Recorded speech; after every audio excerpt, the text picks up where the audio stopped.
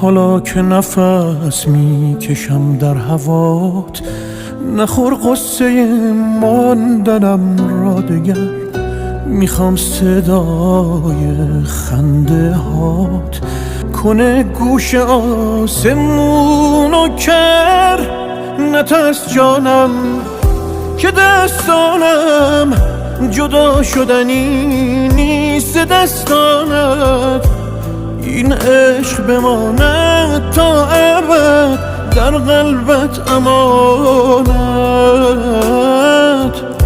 تویی ما هم